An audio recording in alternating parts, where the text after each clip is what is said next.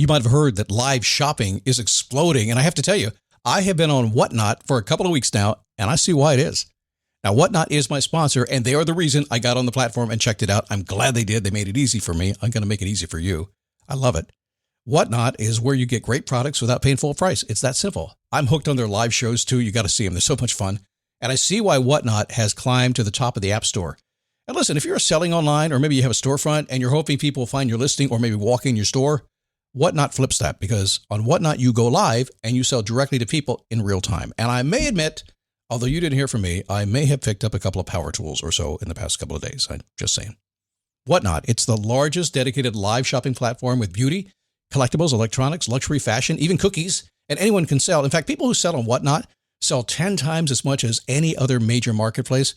That's because you're not just listing products, you're building real connections with buyers. So whether you're shopping or you're selling, download the Whatnot app today and get free shipping on your first order. Just search WHATNOT, Whatnot, in the App Store and start scoring amazing deals.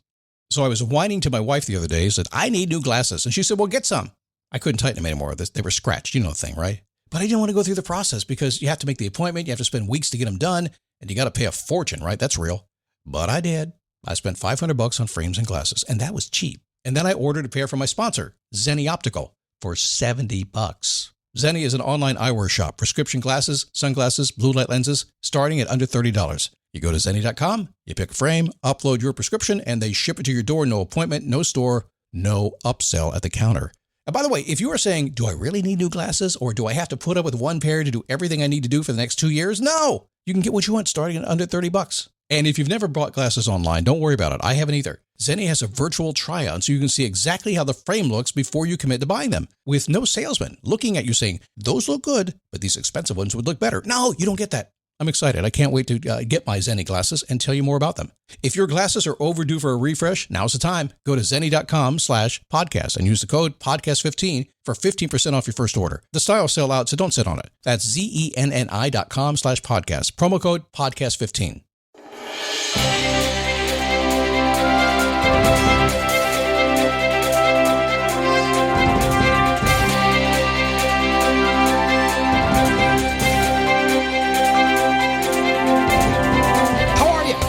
So have you ever started your day with like, or maybe you're going through what is a really good day and then something frustrates you, or you don't know what to do. You don't know what to do next. You don't know what to do. I'm going to give you one question today. And if you ask it when you don't know what to do, you'll get an idea what to do. At least one thing. Okay? Deal? Hang on. I'll share it with you in a minute. This is the Daily Boost from motivationtomove.com. Yes, a positive boost you need every single day, but more than that, it's a very practical, very tactical look at life getting in the way.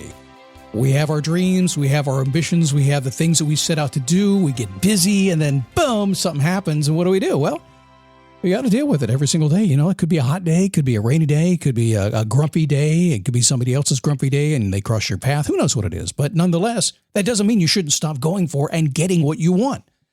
So this show is all about that. Stand up, take a step, repeat. That's what we do. Happy to have you here. My name is Scott Smith, founder, chief motivating officer here at motivationtomove.com.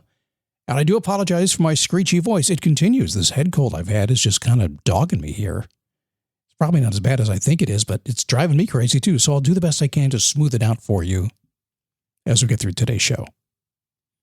So a question that you can ask when you're stuck. Now, this question, let me take you back in time here.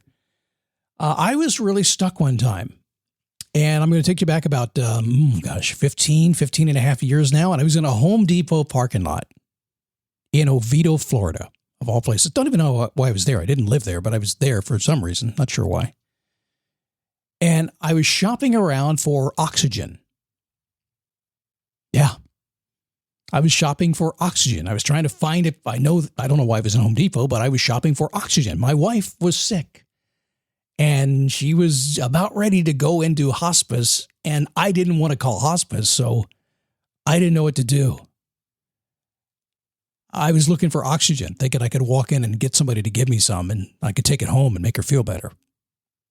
And I came out of Home Depot, again, not knowing why I was there looking for oxygen. But standing in that parking lot, I can vividly see the parking lot. I could vividly see the heat rising off the parking lot pavement. I could see the shopping carts right next to me. And I said, I don't know what to do. I was having no luck. I was on a mission to go find this, and I just couldn't figure it out. And finally, I got my head straightened out, which I usually do eventually. And I said, okay, what can I do? And it's a simple question. It's my favorite question. What can I do? I didn't know. I was unsure. I was clouded by, I didn't want to call hospice. I did not. That was not an option for me.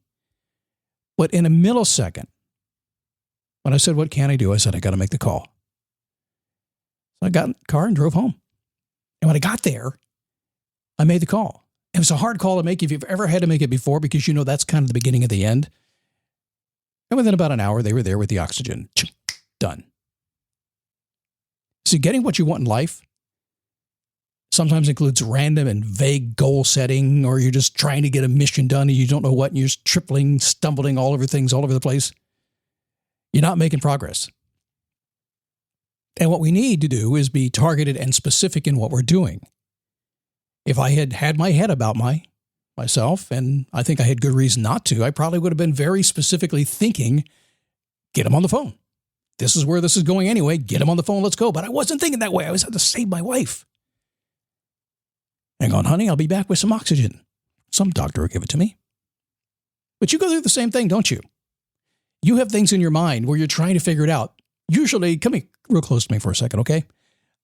Usually when I work with somebody and I can't get them to face their passion, I can't get them to get the courage to go do what they say they want to do, it's almost always because they don't know exactly what that is. And if it's not that, it's because they don't want to give up what they already have. It's one of those two things, always.